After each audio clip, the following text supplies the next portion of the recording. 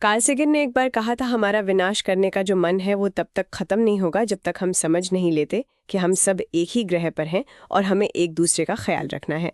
नमस्कार, आज हम एक बहुत अहम मुद्दे पर बात करने वाले हैं, सैन्य औद्योगिक परिसर यानी मिलिट्री इंडस्ट्रियल कॉम्प्लेक्स और दुनिया पर इसका असर, खासकर अमेरिका के संदर्भ में।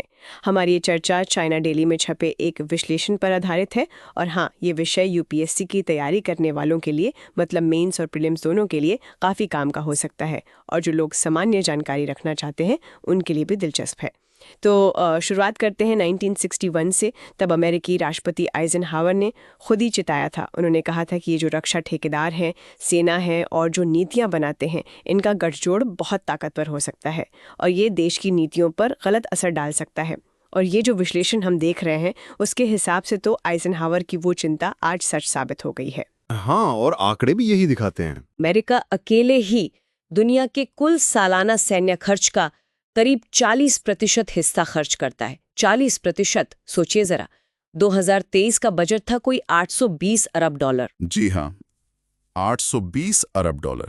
और ये रकम अगले 9 देशों के कुल बजट को मिला दें तो उससे भी ज्यादा है। बाप रे। और लेख का तर्क ये है कि ये जो पूरी मशीनरी है, जिसे वो गलत जगह लगी शक्ति कह रहे हैं, ये असल में युद्धों और तनाव से ही पनपती है। बिल्कुल, और शायद इसीलिए पिछले कई दशकों में दुनिया में लगभग हर जगह जो संघर्ष हुए उनमें अमेरिका की भागीदारी दिखती है। तो ये जो गठजोड़ है, सरकार, संसद, फौज, हथियार कंपनियां, यही वैश्विक तनाव का एक बड़ा कारण बन गया है, ऐसा स्रोत का मानना है। हाँ, मतलब स्रोत तो यही इशारा कर रहा है। और दिलचस्प बात यह है, जैसा आपने बताया, कि करीब 80 देशों में 800 सैन्य अड्डे हैं। समुद्र में 11 एयरक्राफ्ट कैरियर ग्रुप्स गश्त कर रहे हैं।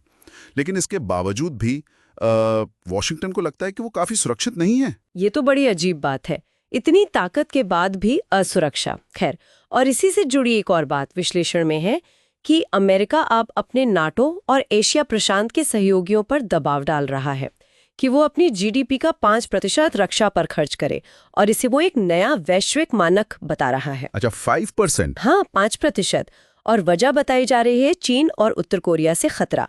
लेकिन इसका सीधा असर किस पर पड़ेगा? जाहिर है उन देशों के आम टैक्स पेयर्स पर। बिल्कुल।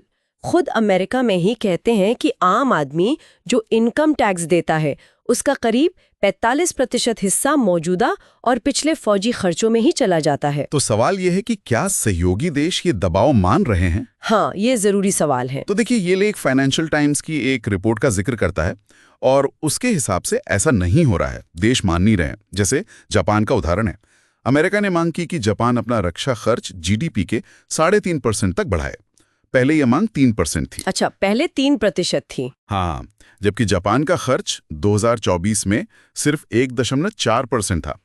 तो इस मांग के बाद जापान ने वॉशिंगटन में होने वाली सालाना 2+2 सुरक्षा वार्ता ही रद्द कर दी। ओह, और स्पेन का क्या? स्पेन ने भी 5% वाली मांग को साफ तौर पर खारिज कर दिया है। उनके प्रधानमंत्री पेड्रो सांचेज ने इसे अनुचित कहा है। तो मतलब सहयोगी देशों में भी इस पर काफी हिचक है। जी बिल्कुल। और ये विश्लेषण अमेरिकी नीति और नेटो की भूमिका की भी मतलब काफी तीखी आलोचना करता है। उसे शीत युद्ध का बचा कुचा हिस्सा और दुनिया के लिए खतरा बताता है। हाँ, उसका तर्क ये है कि कोई देश अपनी रक्षा पर कितना खर्च करेगा, ये उसका अपना अंदरूनी मामला होना चाहिए।